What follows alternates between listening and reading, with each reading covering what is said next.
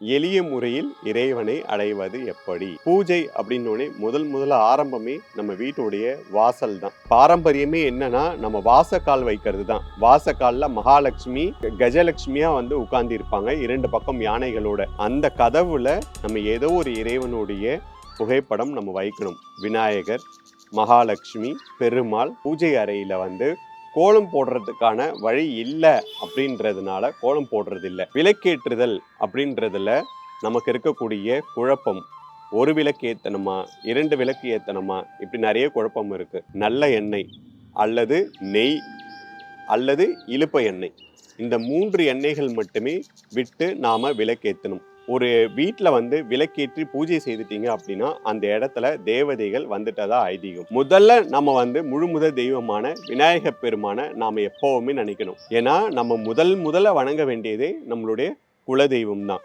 குலதெய்வத்தை மிஞ்சிய தெய்வம் எதுவுமே இல்லை அப்படின்னு சொல்லுவாங்க.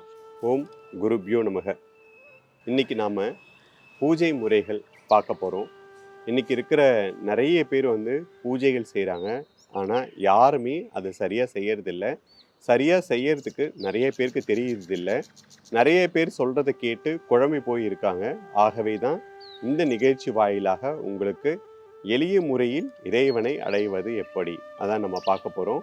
பூஜை அப்படின்னோடனே முதல்ல ஆரம்பமே நம்ம வீட்டுடைய வாசல் தான். பொதுவாக கிராமப்புறங்களில் நம்ம என்ன பண்ணுவோம், சாணம் தெளித்து கோலம் போடுவோம். சில பேர் சாணத்தோட மஞ்சள் கரைச்சி தெளித்து கோலம் போடுவாங்க. ஊர் பக்கம் இருக்கிறவங்க கண்டிப்பாக இதை செய்யறதுக்கான வாய்ப்பு இருக்கும். ஆனால் சிட்டி சைடு இருக்கிற நிறைய பேருக்கு இதற்கான வாய்ப்பு குறைவாக இருக்கும். அப்போ என்ன பண்ணுறது, நீங்கள் மஞ்சள் கலந்த நீரை நீங்கள் வந்து உங்கள் வீட்டு வாசலில் தெளித்து நீங்கள் கோலம் போடலாம். அதே மாதிரியே வாசப்படியில் இன்னைக்கு வந்து நாம் வந்து 2 பக்கமும் மஞ்சள் தடவி குங்குமம் வைக்கிறது வந்து நம்மளுடைய பாரம்பரிய வழக்கம். அதையும் நிறைய பேர் செய்யறதில்லை, அதை செய்யணும். அதே மாதிரியே நம்ம பாரம்பரியமே என்னன்னா நம்ம வாசக்கால் வைக்கிறது தான். வாசக்காலில் மகாலட்சுமி கஜலட்சுமியா வந்து உட்கார்ந்து இருப்பாங்க, 2 பக்கம் யானைகளோட. ஆனால் இன்னைக்கு வெறும் நம்ம வந்து மரத்தால் செய்யப்பட்ட ஒரு வாசக்காலை மட்டும்தான் வைக்கிறோம். அந்த கதவுல நம்ம ஏதோ ஒரு இறைவனுடைய புகைப்படம் நம்ம வைக்கணும். விநாயகர், மகாலட்சுமி, பெருமாள் புகைப்படம் கண்டிப்பாக நம்ம வைக்கணும். மஞ்சள் தெளித்து அரிசி மாவில் நம்ம வந்து கோலம் போடணும். 2 பக்கம் மஞ்சள் தடவி குங்குமம் வைக்கணும். இது வாசற்படியில். இன்னைக்கு பூஜை அறை அப்படின்றது பார்த்திங்கன்னா ஒரு டப்பாக்குள்ளார அடங்கி போயிடுச்சு. சில பேருடைய வீட்டில் பூஜை அறைன்றது அழகாக தனியாக இருக்கும். ஆனால் நம்ம ஃபஸ்ட்டு பூஜை அறையில் என்ன பண்ணணும் அப்படின்னா சுத்தமாக வச்சுருக்கணும். சின்ன அறையாக இருந்தாலும் சரி, பெரிய அறையாக இருந்தாலும் சரி, அதை நாம் சுத்தமாக வச்சிருக்கணும். அதே மாதிரி நிறைய பேர் பூஜை அறையில் வந்து கோலம் போடுறதுக்கான வழி இல்லை அப்படின்றதுனால கோலம் போடுறது இல்லை. அது டப்பாவாக இருந்தாலும் அதன் உள்ளார ஒரு சிறிய அளவிலான ஒரு அரிசி மாவில் நம்ம கோலம் இடணும். அதுக்கப்புறம் தான் வந்து நம்ம விளக்கேற்றும் முறைக்கு வரணும். விளக்கேற்றுதல் அப்படின்றதுல நமக்கு இருக்கக்கூடிய குழப்பம், ஒரு விளக்கு ஏற்றணுமா 2 விளக்கு ஏற்றணுமா, இப்படி நிறைய குழப்பம் இருக்குது. இதுக்கு தான் நான் எப்போவுமே எல்லாருக்குமே சொல்கிறது, அவங்களுடைய பாரம்பரிய முறைகளை வந்து தெரிஞ்சு வச்சுக்கணும். நம்ம கொள்ளு பாட்டி நம்ம அம்மா கிட்ட நம்ம கேட்டு தெரிஞ்சு வச்சுக்கணும். அப்படி தெரிஞ்சு வச்சுக்கிட்டா மற்றவங்க நிறைய பேர் நிறைய விஷயங்கள் சொல்லும்போது நம்ம குழம்ப மாட்டோம். அப்போ ஒரு வீட்டில் வந்து ஒற்றைப்படி வரிசையில் எல்லாமே செய்வாங்க, ஒரு வீட்டில் வந்து இரட்டை படையில் வந்து எல்லா விஷயங்களும் செய்வாங்க. அந்த மாதிரி செய்கிறவங்க ஒற்றை வரிசை அப்படின்னும் போது ஒரு விளக்கு ஏற்றி வழிபடலாம். இரட்டை வரிசையில் அந்த பாரம்பரியத்தை கடைபிடிக்கிறவங்க அப்படின்றவங்க இரட்டை விளக்கு ஏற்றி வழிபடலாம். அந்த விளக்கை எப்படி ஏற்றணும், நிறைய பேருக்கு அதில் ஒரு குழப்பம் இருக்குது. ஏலக்காய், கிராம்பு, அப்புறம் வந்து காசு போட்டு விளக்கேற்றணும் அப்படின்றாங்க. அப்படிலாம் கிடையவே கிடையாது. ஒன்று நல்ல எண்ணெய் அல்லது நெய் அல்லது இலுப்பை எண்ணெய், இந்த 3 எண்ணெய்கள் மட்டுமே விட்டு நாம் விளக்கேற்றணும். விளக்குக்கென்று இன்று நிறைய வந்து எண்ணெய்கள் வந்திருக்கு, அதை போட்டு நம்ம விளக்கேற்றக்கூடாது. நெய், இலுப்பு எண்ணெய், நல்லெண்ணெய் விட்டு தான் விளக்கேற்றணும். திரி போடுறது நிறைய பேருக்கு அதில் ஒரு குழப்பம். ஒரு திரி போடுறோமா 2 திரி போடணுமா, எல்லாருக்கும் ஒரே நெறிமுறை தான். 2 திரிகள் போட்டு நாம் விளக்கேற்றணும். ஒற்றை வரிசையில் இருக்கிறவங்க ஒரு விளக்கேற்றணும், இரட்டை வரிசையில் இருக்கிறவங்க 2 விளக்கு ஏற்றணும். இப்போ நம்ம வாசற்படியில் மஞ்சள் கலந்த தண்ணியில் கோலம் போட்டிருக்கோமா, அரிசி மாவில் தெளித்து 2 பக்கம் நம்ம மஞ்சள் குங்குமம் வச்சுருக்கோமா, அந்த இடத்துல விளக்கேற்றணும். 2 பக்கமும் வாசலில் 2 பக்கமும் விளக்கேற்றணும். இப்போ இதில் ஒரு குழப்பம் வரும் உங்களுக்கு. நாம் இங்கே சுவாமிகிட்ட நம்ம பாரம்பரிய முறைப்படி ஒற்றை வரிசையில் இருக்கிறவங்க 1 விளக்கு, இரட்டை வரிசையில் இருக்கிறவங்க 2 விளக்கு ஏற்றுறோம், வெளியில் 2 விளக்கு ஏற்றுறோம். இது எப்படி கணக்கில் எடுத்துக்கிறது? நீங்கள் இந்த இடத்துல குழப்பமே வேணாம். நீங்கள் சுவாமி படம் முன்னாடி ஏற்றக்கூடிய விளக்கை மட்டுமே நாம் கணக்கில் எடுத்துக்கொள்ளணும். வெளியில் நீங்கள் எத்தனை விளக்கு வேணாலும் ஏற்றலாம், ஆனால் 2 ஏற்றினால் நல்லது. சுவாமி முன்னாடி நம்ம சுக்கிர பூஜை செய்யும் போது மகாலட்சுமிக்கு என்று நம்ம ஒரு விளக்கு ஏற்றுவோம். அப்புறம் பஞ்சமி அன்னைக்கு நம்ம 5 விளக்கு ஏற்றுவோம் வாராகிக்கு. அதெல்லாம் அன்னைக்கு ஒரு நாள் நம்ம விளக்கேற்றி பூஜை செய்து குளிர் செய்து விடும். ஆனால் எப்போவுமே நம்ம வீட்டில் எரியக்கூடியது நம்ம பாரம்பரிய முறைப்படி இருக்கக்கூடிய ஒற்றை விளக்கோ 2 விளக்கோ நாம் ஏற்றணும். காமாட்சி அம்மன் விளக்கு தான் ஏற்றணுமா அப்படின்னு சொல்லிட்டு, அதுவும் நம்ம பாரம்பரிய முறைப்படி தான். இப்போ ஒரு பெண் திருமணமாகி கணவன் வீட்டிலேருந்து வரும்போது சில வீட்டில் காமாட்சி அம்மன் விளக்கு கொடுத்து அனுப்புவாங்க, சில வீட்டில் சாஸ்தா விளக்கு கொடுத்து அனுப்புவாங்க. இல்லை அவங்க பாரம்பரிய முறையில் என்ன விளக்கு இருக்கோ அந்த விளக்கை கொடுத்து அனுப்புவாங்க. அப்புறம் நம்ம கணவன் வீட்டில் ஒரு விளக்கு இருக்கும்.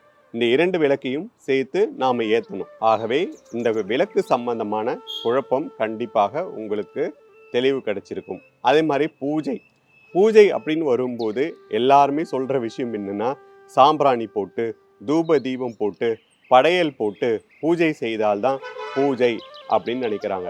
அப்படி கிடையாது. நான் எல்லா மக்களுக்கும் சொல்லக்கூடிய ஒரே ஒரு விஷயம், எளிய முறையில் இறைவனை அடைவது எப்படி. ஒரு வீட்டில் விளக்கேற்றி பூஜை செய்துட்டீங்க அப்படின்னா அந்த இடத்துல தேவதைகள் வந்துட்டதா ஐதீகம். ஒரு நாளைக்கு ஒரு முறையாவது நாம் விளக்கேற்றணும். அப்படி ஏற்றி நம்ம வழிபடும் போது நமக்கு நிறைய நன்மைகள் கிடைக்கும். இன்னைக்கு நம்மளால ஸ்லோகம் சொல்ல முடியாது, நம்மளால பாராயணங்கள் பண்ண முடியாது. அப்போ இன்னைக்கு நிறைய வசதிகள் இருக்குது, மொபைல் வசதி இருக்குது, அதுக்கப்புறம் டிவி இருக்குது. இதில் இறைவன் சம்பந்தமான ஸ்தோத்திரங்கள் அப்புறம் பாடல்கள் இது எல்லாமே நம்ம போட்டு விடும்போது, விளக்கெரியும் போது இதெல்லாம் நம்ம பண்ணும்போது நம்ம வீட்டில் ஒரு பாசிட்டிவ் வைப்ரேஷன் வரும். ஏன்னா ஒரு நாள் ஃபுல்லாக நம்ம வெளியில் போய் வேலை செய்வோம், நிறைய மனிதர்களை சந்திப்போம். காலையிலே நீங்கள் வீட்டில் ஒரு விளக்கேற்றி பாலோ கல்கண்டோ திராட்சையோ வெல்லமோ ஏதோ ஒன்று வைத்து நைவேத்தியம் செய்தால் போதுமானது. அதுவே நாம் பூஜை செய்ததற்கான சமமாகும். அப்படி நீங்கள் விளக்கேற்றி ஏதோ ஒன்று வைத்து நைவேத்தியம் செய்து ஸ்தோத்திரங்கள் கேட்டுவிட்டு நீங்கள் அன்னைக்கு போகும்போது அன்னைக்கு முழுக்க உங்களோட மனமும் உங்களுடைய மூளையும் ஒரு நிலையாக செயல்படும். ஆகவே அன்னைக்கு முழுக்க நீங்கள் அன்ற நாளை நல்லபடியாக கழிக்க உதவும். இப்போது நிறைய பேர் கேட்குற இன்னொரு கேள்வி என்னென்னா, பெண்கள் நாம் வீட்டில் இல்லாத போது நம்ம என்ன பண்ணுவோம், ஏன்னா மாதவிடாய் நாட்களில் அப்படின்னு ஒரு கேள்வி கேட்பாங்க.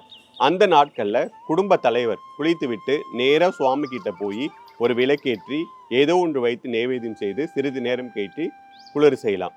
அந்த குடும்ப தலைவர் பிஸியாக இருக்காரு அப்படின்னா நம்ம குழந்தைகளுக்கு அதை சொல்லித்தரலாம். ஏன்னா அடுத்த தலைமுறையான அந்த குழந்தைகளுக்கும் நம்ம பாரம்பரியத்தை பூஜை முறைகளை சொல்லி தந்த மாதிரி இருக்கும். ஆகவே நம்ம வீட்டில் ஒரு நாளைக்கு ஒரு முறையாவது நாம் விளக்கேற்றி நாம் பூஜை செய்யணும். சாம்பிராணி தூப தீபம் போட்டு செய்வது தான் பூஜை இல்லை. ஒரு விளக்கேற்றி ஏதோ ஒன்று நைவேத்தியம் செய்து கையெடுத்து இறைவனை நமஸ்காரம் செய்தாலுமே பூஜை செய்ததற்கு சமமாகும். அதேமாரி நீங்கள் வீட்டில் ஸ்தோத்திரங்கள் டெய்லியும் ஏதோ ஒரு இறைவனுடைய ஸ்தோத்திரங்கள் பாடல்கள் போடும்போது அந்த வைப்ரேஷனும் நமக்கு நிறைய நன்மைகளை தேடித்தரும். சரி, இப்போ நம்ம ஒரு வெளியூர் போகிறோம். நீங்கள் சொன்ன மாதிரி ஒரு நாளைக்கு ஒரு முறையாவது பூஜை செய்யணும். ஆனால் வெளியூர் போகிறோம் ஒரு 10 நாள் 15 நாள், அப்போ என்ன செய்வது? இது நிறைய பேர் கேட்கக்கூடிய ஒரு கேள்வி. அப்போ நம்ம வெளியூர் போகும்போது நம்ம சுவாமி கிட்ட ஒரு கல்கண்டோ திராட்சையோ ஏதோ ஒன்று வெல்லமோ வைத்து மூடிவிட்டு சிறிது தண்ணீர் வச்சு அதையும் மூடிட்டு இறைவன்கிட்ட நாம் இந்த மாதிரி வெளியூர் போகிறோம், எத்தனை நாள் கழித்து நாங்கள் திரும்பி வருவோம், எங்களுக்கு துணியாக இருந்து எல்லாம் நல்லபடியாக செய்து தாங்கன்னு நம்ம வேண்டிக்கிட்டு நாம் போகணும். திருப்பி வந்ததுக்கப்புறம் வீடெல்லாம் சுத்தம் செய்து பூஜை செய்ய ஆரம்பிச்சிடலாம். சரி, இறைவனை வணங்குவது எப்படி? எல்லாருக்குமே இந்த குழப்பம் இருக்குது. முதல்ல நம்ம முழு முதல் தெய்வமான விநாயகப் பெருமானை நாம் எப்போவுமே நினைக்கணும். அதுக்கப்புறம் நாம் நினைக்க வேண்டியது முதல்ல நம்மளுடைய இஷ்ட தெய்வம், அடுத்து நம்ம முன்னோர்கள், அடுத்து நம்ம குலதெய்வம். எந்த இடத்துலையுமே நீங்கள் எங்கே போனாலும் இவர்களை நினைத்து நீங்க வணங்கணும். காலையில எழுந்திரிச்சு கண் விழிக்கும் போதே அவர்களை நினைச்சு நாம வந்து கண் விழிக்கணும். அதே மாதிரி இரவு நம்ம உறங்க போறதுக்கு முன்னாடியும் அதே மாதிரி அவர்களை நினைத்து கண் மூடி நாம உறங்கணும். இது வந்து நமக்கு நிறைய நன்மைகளை சேர்க்கும். ஏன்னா நம்ம முதல்ல வணங்க வேண்டியதே நம்மளுடைய குலதெய்வம் தான். குலதெய்வத்தை மிஞ்சிய தெய்வம் எதுவுமே இல்லை அப்படின்னு சொல்லுவாங்க. நீங்க எப்பெல்லாம் இறைவனை வழிபடுறீங்களோ அப்பெல்லாம் நீங்க குலதெய்வத்தை நினைக்கணும். அதே மாதிரி உங்க முன்னோர்களை நினைக்கணும், உங்க இஷ்ட தெய்வத்தை நினைக்கணும். இதுதான் எளிய முறையில நம்ம வந்து பூஜை செய்வது, எளிய முறையில இறைவனை அடைவது. இனி விளக்கேற்றுதல்ல உங்களுக்கு குழப்பம் இருக்காது. அதுக்கப்புறம் பூஜை முறைகள்ல குழப்பம் இருக்காது. அப்புறம் வந்து நம்ம வெளியூர் போயிட்டா நம்ம வீட்டில் என்ன செய்யறது அப்படின்றது குழப்பம் இருக்காது. ஆகவே உங்களுடைய பெரியோர்கள் கிட்ட உங்க பாரம்பரிய முறைகளை செய்து வச்சுக்கோங்க. எல்லாரும் சொல்றதை கேட்டுக்கோங்க. ரெண்டுத்தையும் சேர்த்து நீங்க வந்து பூஜை முறைகளை பின்பற்றும் போது உங்களுக்கு நிறைய நற்பலன்கள் கிடைக்கும்.